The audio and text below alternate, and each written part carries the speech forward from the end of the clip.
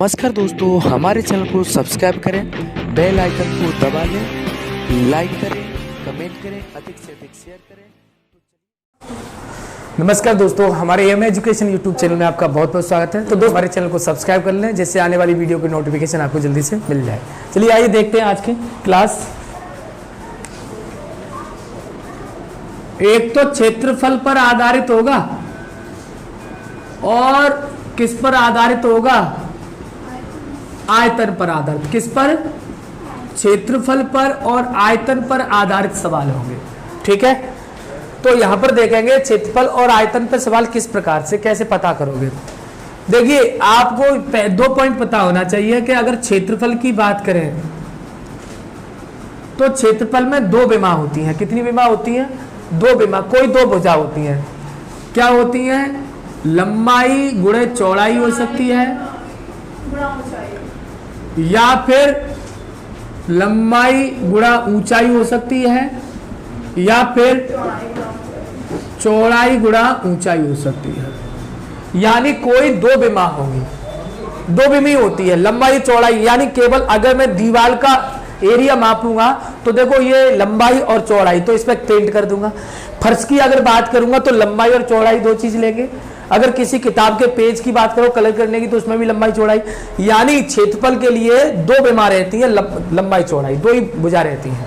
ठीक है, तो क्षेत्रफल कभी बात करेगा कि इसके क्षेत्रफल में क्या चेंज आया।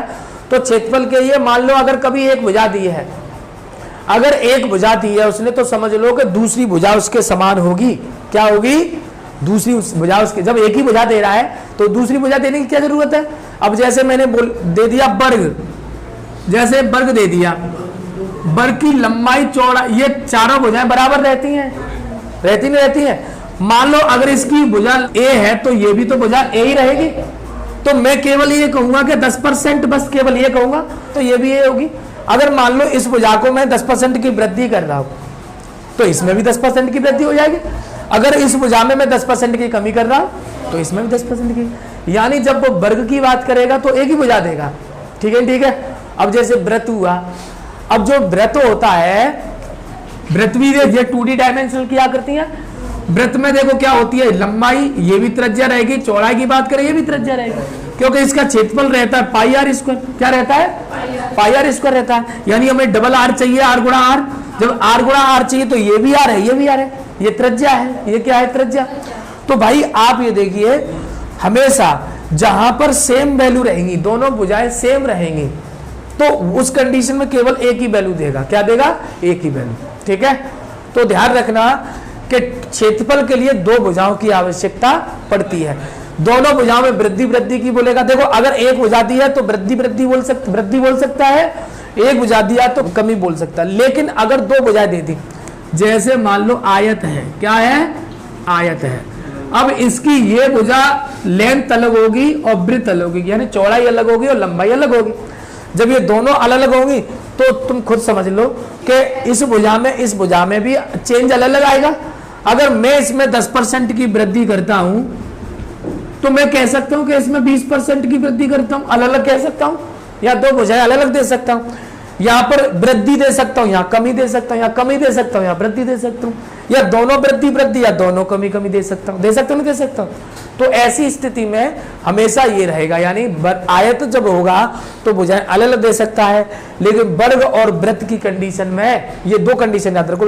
ये है वृत्त, इसे क्या कहते हैं? वृत्त। और इसको क्या कहते हैं? वर्ग, सर्कल और स्क्वायर। ठीक है, तो ये दोनों में, और ये आयत है। ठीक है, कौन क्या बोलते हैं? रेक्टेंगल। ठीक है, जो आयत है उसकी भुजाएं अलग अलग दी जाएगी। 2D डायमेंशनल आकृतियां 2 विमी। तो ये तो बात हुई क्षेत्रफल की। ठीक है, तो 2 भुजाएं उसमें दी जाई होंगी, कमी वृद्धि जैसे अभी जो सवाल करा है बिल्कुल उसी पर आधारित होंगे। देखिए आगे, अब हम बात करते हैं आयतन की। किसकी बात करते हैं? आयतन की।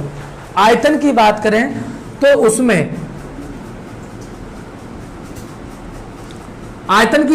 उसमें क्या होता है? लंबाई, चौड़ाई और ऊंचाई 3 विमा होती है। कितनी विमा होती है?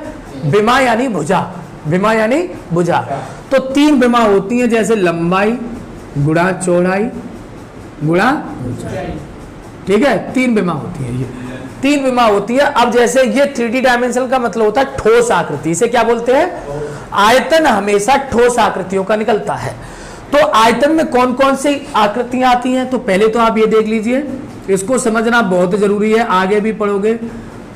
आयतन में एक जैसे एक चौक का डिब्बा, चौकोर वाला चौक का डिब्बा होता है, इसकी लंबाई चौड़ाई ऊंचाई, या कोई मकान है उसे घनाकार बोलते हैं। एक तो ये घन होता है, क्या होता है? घन। घनाकार कमरा हो, घनाकार कोई बॉक्स हो, इसकी देखो लंबाई ए, चौड़ाई ए और ऊंचाई भी ए, तीनों ही समान होंगी।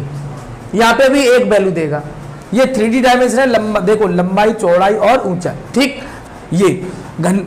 दूसरा, अगर घनाभ की बात करते हैं, किसकी बात करते हैं? घनाभ की बात करते हैं। तो देखिए घनाभ में क्या होगा? लंबाई और चौड़ाई और ऊंचाई में तीनों में अंतर होगा। जैसे कमरा देख रहे हो, कमरे की ऊंचाई अलग होगी, चौड़ाई अलग होगी, इसकी लंबाई अलग होगी, ये है ना। तो इसका घनाभ की लंबाई चौड़ाई अलग अलग होगी सभी। जैसे मान लो, सपोज करो मैंने इसको L मान लिया, इसकी चौड़ाई B मान ली और इसकी ऊंचाई H मान ली, ये तीनों अलग अलग होंगी। तो यहां जब तीनों समान हैं तो यहां पर तो वैल्यू एक ही देगा, और जब तीनों अलग अलग हैं तो इसके मान भी क्या देगा? तीनों के अलग अलग देगा, दे नहीं देगा। तो इसे बोलते हैं घनाभ। क्या बोलते हैं? घनाभ।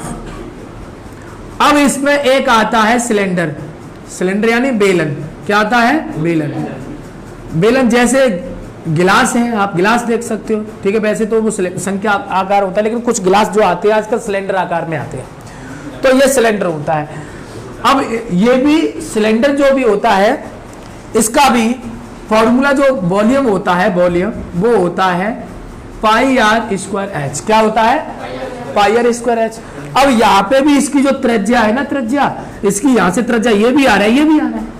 जब ये दोनों ही आ रहे हैं तो सिंपल सी बात है कि देखिए दो वैल्यू तो सेम हो गई, आर गुणा आर सेम हो गई, और एक एच क्या हो गई? अलग।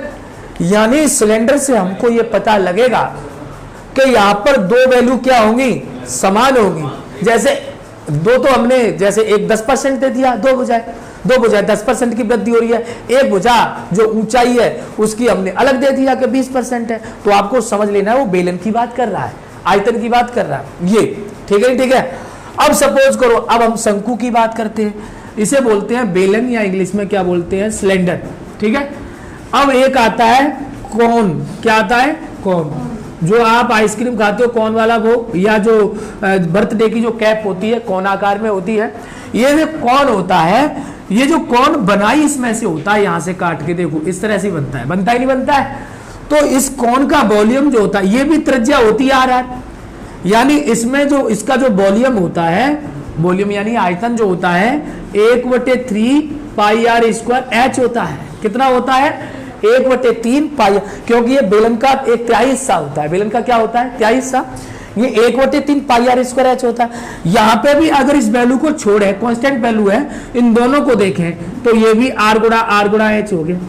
यानी इससे क्या पता चल रहा है कि इसमें भी वॉल्यूम है, दो वैल्यू समान होंगी, एक वैल्यू क्या होगी? अलग अलग होगी। क्लियर? इसके बाद में आता है गोला। क्या आता है? गोला। गोला जो होता है, लोहे का गोला देखा होगा, कांच का गोला देखा होगा, जो गोला होता है ठोस, जैसे फुटबॉल है, फुटबॉल हालांकि देखने में तो ठोस आकृति लग रही है, उसी टाइप के लोहे के गोले देखे होंगे आपने, वो गोला।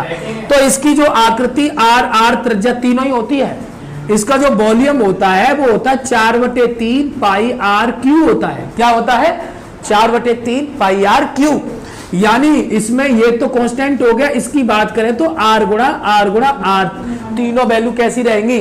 समान रहेंगी। यानी कोई एक वैल्यू देगा, अगर वृद्धि की बोलेगा तो 3 बार लेना पड़ेगा उस वृद्धि को, और कमी की बोलेगा तो उसी वैल्यू को हमें 3 बार लेना पड़ेगा। तो ये आपकी 3D डायमेंशनल बेसिस में अभी प्रिज्म, पिरामिड, बहुत सारी चीजें आती हैं, लेकिन आप लगभग इतने से ही सवाल दिए गए होंगे। पहले ये बताओ, ये समझ में आया? अगर आप बनाना चाहते हो तो बना लो, नहीं तो बना लो। ठीक। यहाँ पर क्षेत्रफल के लिए और देख लो। क्षेत्रफल में क्या होता है? एक सर्कल होता है, ठीक है। इसका जो वॉल्यूम क्षेत्रफल होता है, सर्कल होता है, त्रिज्या आर होती है और ये भी आर होता है, तो इसका क्षेत्रफल होता है पाई आर स्क्वायर। ठीक। अब यहाँ पर वर्ग होता है, इसकी भुजा ए होती है, तो इसका क्षेत्रफल होता है ए स्क्वायर। अगर आयत होता है, लंबाई गुणा चौड़ाई। इसका अगर हम क्षेत्रफल की बात करें तो लंबाई गुणा चौड़ाई हो जाएगा, ये हो जाएंगे, ठीक है। और फॉर्मूला देख लो इसका, वॉल्यूम घन का होता है भुजा का क्यू, क्या होता है, और घनाभ का जो वॉल्यूम यही लिख दे रहे हैं, लेंथ गुणा वृत्त गुणा हाइट, ये लंबाई गुणा चौड़ाई गुणा ऊंचाई, ठीक है। बेलन का बता दिया, शंकु का नहीं बताया मैंने, बता दो दिया। और ये शंकु है और ये है गोला, अर्धगोला भी होता है, अर्धगोला की अगर बात करें तो कटा हुआ गोला जैसे तरबूज के आकार का, इस तरह ये। तो अर्धगोले का वॉल्यूम होता है 2/3 पाई आर क्यूब। क्षेत्रफल पर आधारित सवाल देखिए, यदि किसी वर्ग की प्रत्येक भुजा को 10% बढ़ा दिया जाए तो उसके क्षेत्रफल में कितने प्रतिशत की वृद्धि होगी? 21%। तो यहाँ पर आप देखोगे कि केवल एक भुजा दी है, और जब वर्ग की बात होती है तो दो भुजाएं होती हैं और दोनों ही बराबर होती हैं। तो बस तरीका वही है, 10% बढ़ाएंगे तो ये 110 हो जाएगा, और फिर 10% बढ़ाएंगे तो फिर कितना हो जाएगा, 110 हो जाएगा। दो बार हमने क्यों लिया है, क्योंकि आप लोग जानते हो कि ये जो वर्ग होता है लंबाई भी यही होती है और चौड़ाई भी सेम रहती है। जब 10% की इसमें वृद्धि करेंगे तो 10% की वृद्धि इसमें भी होगी, ठीक। तो अब आपने हल कर लिया, तो कितने की वृद्धि हो जाएगी टोटल, ये 11 का 11 में गुणा करोगे तो 121, यानी उसके क्षेत्रफल में कितने की वृद्धि हुई, 21% की वृद्धि, उसका क्षेत्रफल है 21% बढ़ जाएगा। लिखे, यदि किसी वृत्त की त्रिज्या को 25% कम कर दिया जाए तो वृत्त के क्षेत्रफल में प्रतिशत कमी की गणना करो। भाई वृत्त है, और जब वृत्त है तो ये देखोगे ये भी त्रिज्या ये भी त्रिज्या, तो जैसे उसने क्या किया है 25% की कमी की तो कितना रह जाएगा 75। फिर दोबारा भाई क्षेत्रफल के लिए तो दूसरी भुजा और होना चाहिए, इसमें भी 25% की वृद्धि करेंगे तो ये 75 रह जाएगा। अब यहां कर लो, यहाँ पर 100 का डिवाइड कर दो, यहाँ पे भी 100 का, ऐसा कर लिया करो, इस 100 से 100 खत्म, ठीक है। अब यहाँ पर देखेंगे 25 थी 75, 25 चौके 100, तो ये तो बचा 100, और ये हो गया 3 पंजे 15 हासिल 1, 3 सत्ते 21, 1 22/4।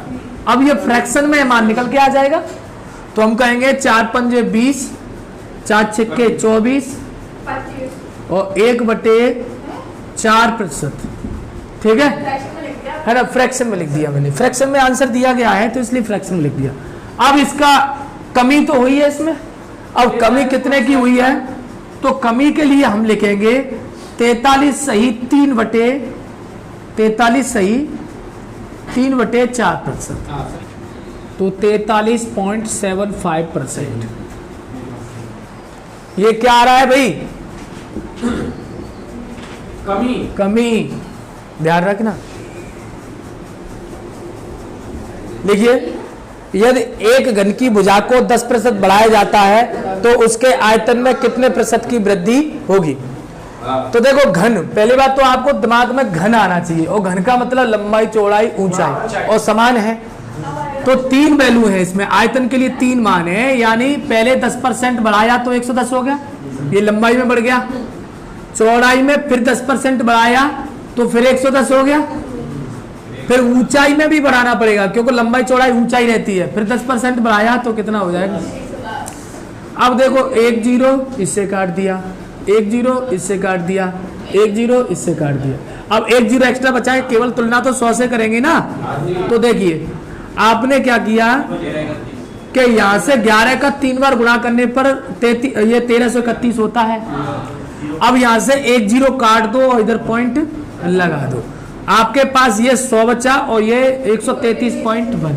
अब ये देख लो कितने की वृद्धि दिख रही है आपको, तो 33.1% की वृद्धि, ठीक है।